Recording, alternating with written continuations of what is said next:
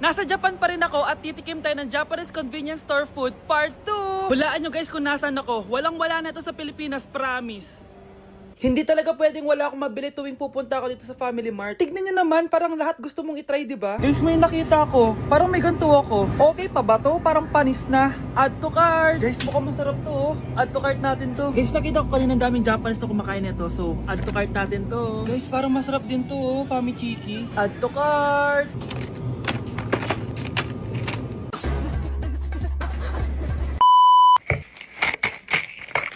Tikman na natin! Una natin titikman na itong mukhang baya. Bakit kaya ganito kulay niya? Ito yung amoy niya, amoy mani. Unang kagat. Masarap siya pero lasa siyang mani. Oo eh. Masarap siya. Sarap siya. 7 out of 10 to. Next natin tong Pamichiki. Tignan nyo guys, grabe. Walang buto to ah. The best! Pupunta talaga ako ng Japan para lang dito. Buhay ko out of 10 to guys. Next, mag-drinks muna tayo.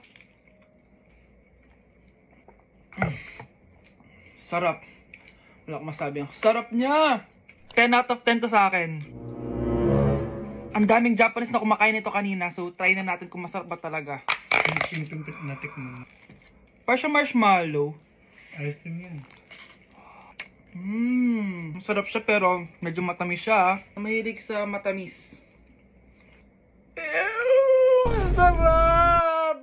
Oh, eh. Next natin itong palaging kinakain ni Honey Bunch. So para siyang pandesal na may feeling sa loob. Dami pala niya. May laman siya guys. You know?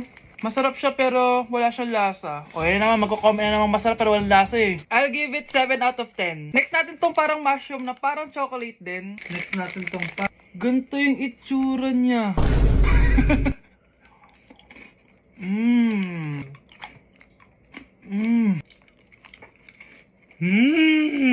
Okay talaga. Masarap to guys, 9 out of 10. Okay guys, last natin tong soy sauce flavored moisturized crackers. So lasa siyang toyo. Tikman na natin. May singit. So ganito yung itsura niya. nga, may singit. Wag nyo try guys. 1 out of 10 lang to. So yun lang naman guys, no? Kung gusto nyo ng part 3, mag-comment lang kayo dyan. And malapit na kami umuwi sa Pilipinas. Bye-bye! Nandito ako sa Japan ngayon at titikim tayo ng Japanese convenience store snacks. Hulaan nyo kung saan ako pupunta, walang ganito sa Pilipinas. Grabe, the best talaga ang 7-Eleven sa Japan. Parang lahat ata ng gusto mong bilhin nandito na. Sobrang dami! Let's try this oh. Ano kaya to? Mukha siya mochi. So, let's buy. Oh, may brulee sila guys oh. Siyempre, add to cart. Parang sikat din to. Kainin natin guys, tara. Add to cart. Yakult ba to? Ang laki ng Yakult nila dito oh. Add to cart. May Japanese oh. Arigato. Tikman na natin. Una natin titikman itong pudding.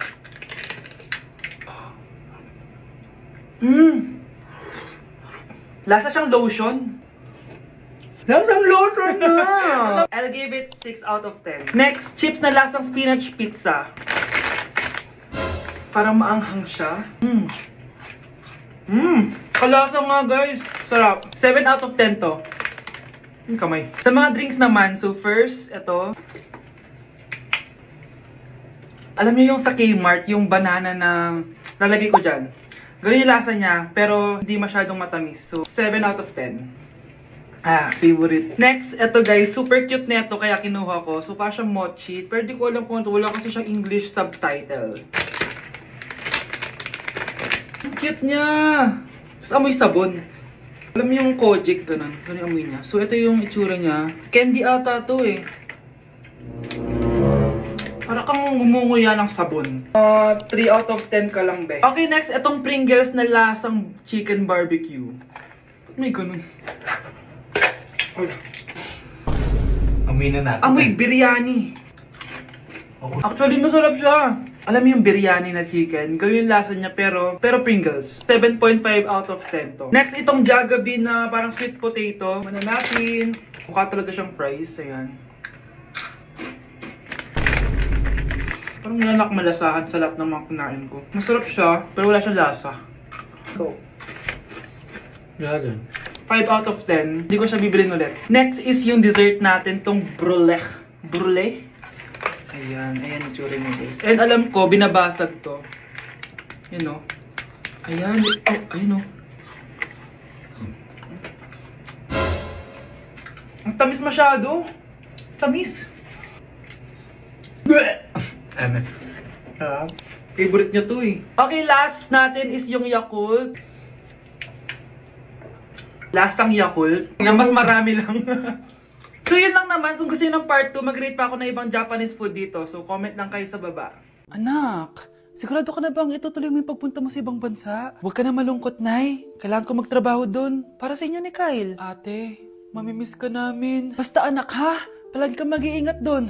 Kapag inaabuso ka nila, tawagan mo lang ako. Ano ka ba, Nay? Think positive lang tayo, ha? Sige na, baka malate pa ako sa flight ko. Bye-bye na, mamimiss ko kayo. Bye, anak. Nay, tumatawag si ate. Talaga? Hello, anak. Kamusta ka na? Nay, nakuha ko na sweldo ko. Nagpadala pala ako sa inyo, ha? Kumain kayo sa labas. Salamat sa binigay mo, anak, ha? Okay ka lang ba? Kapag may problema ka, tumawag ka lang, ha? Opo, Nay. Mababait yung mga amo ko. Huwag kang mag-alala. Nay, may pinadala si ate, oh. Nakamaleta pa. Surprise, Nay! Mga damit at sapatos yan para sa inyo. Siyempre, may chocolate din. Naku, anak, nag-abala ka pa. Pero salamat, ha? Sana inipon mo na lang yung pinanggas mo dito. Okay lang, Nay. Tinaasan nga nila yung sweldo ko kasi magaling daw ako maglinis ng bahay. Sige, anak. Galingan mo palalo, ha? Wow, ang daming laman!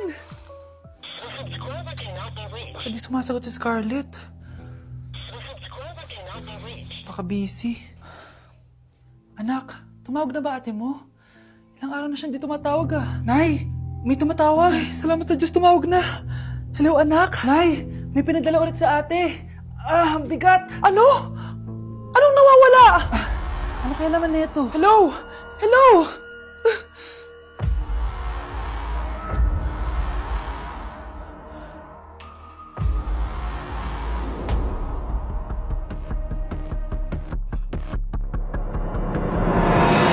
Kinulong po ni nanay si Scarlett sa bodega. Ha?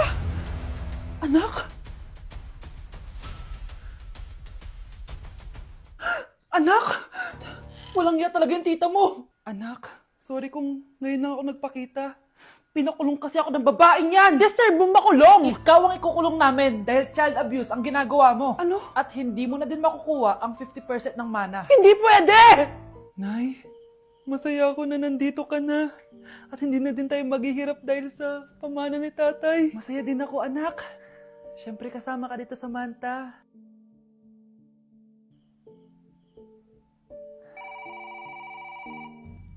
Ano ba? Bakit tawag ka ng tawag, ha?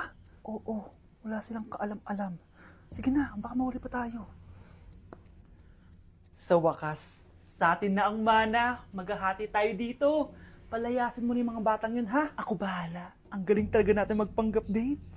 Mga anak, aalis na tayo dito sa bahay. Lilipat tayo sa mas malaking bahay. O eto, mga gamit nyo, inimpake ko na. Talaga, Nay? Scarlett, huwag kang maniwala dyan. Nagpapanggap lang yung nanay mo. Samantha, ano yung mga pinagsasabi mo? Magjowa sila ni attorney. Sinet up nila tayo. Ganyan ba ang ugali mo, Samantha? Kaparehas ng nanay mong sinungaling? Samantha, ano ba? Kung ayaw mo sumama, edi wag. Sige, kung totoong anak mo talaga si Scarlett, saan at kailan mo siya ipinanganak? Ang dali naman yan. Eh di sa Manila.